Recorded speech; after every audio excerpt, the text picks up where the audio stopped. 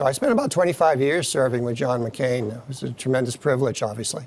And were you close friends, would you say? I mean, you worked on things together, obviously, but do you guys have a couple of cocktails ever? I mean, did you socialize? Yeah?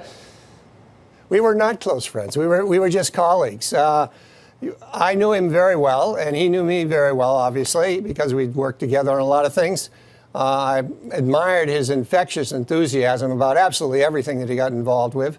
And of course, that piece that was just done was right on point. His commitment was to country, to family, to honor, and to duty. And he carried it out with exceptional grace. His experience, obviously, of being held prisoner of war, I think, defined him, as the piece said. And it also gave him a great deal of leeway. And in the Senate, people understood that he could be a little quirky sometimes, and that he could get really intense about issues. But everybody gave him a lot of running room because we knew that that was just John McCain. I remember when I was running George W. Bush's campaign in New Hampshire in the primary in 1999, 2000. John, of course, was running against George W. Bush, and he basically camped out here in New Hampshire. He went to every town probably two or three times and held town meetings.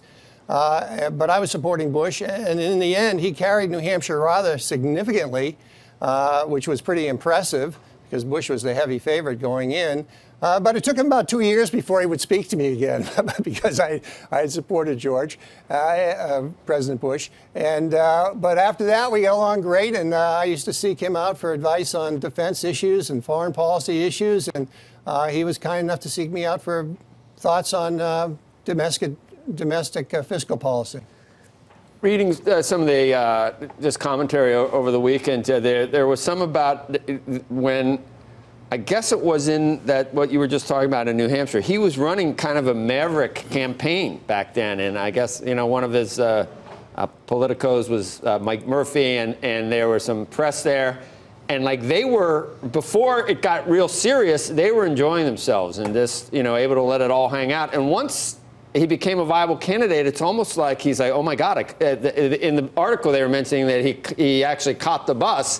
It was like, now what do I do? I mean, did you see that to some extent, that it was sort of the challenge of going for it that drove him at one point? And then, I'm not sure what happened in 2000 or in 2008. I think President Obama doubled his electoral the electoral vote. So. Well, it's probably disappointing to him but he definitely gave it a go. Well, I think you're right. I think I think when he started out here in New Hampshire, he didn't really expect to win, but he was going to have a lot of fun. He was going to make some points, and he had some points to make. And he ran this bus all over the state called the Straight Talk Express. He went to town meetings. Anybody could ask him any question they wanted, and he was always very blunt and forthcoming and definitive in his answers, and that caught on here in New Hampshire. That's a New Hampshire style that people liked. And then he became the candidate that was the opposition or the option to George W. Bush, and it was a very serious race. I honestly think he would have beat Barack Obama had he chosen Joe Lieberman to be his running mate, and Joe was his very close friend. They went on a lot of excursions together. They did a lot of work in the Senate together. They both had a wonderful sense of humor, or have a wonderful sense of humor in the case of Joe. And I think it would have been a fusion ticket, which probably would have won, even with the fiscal crisis of 2008, which set his campaign back.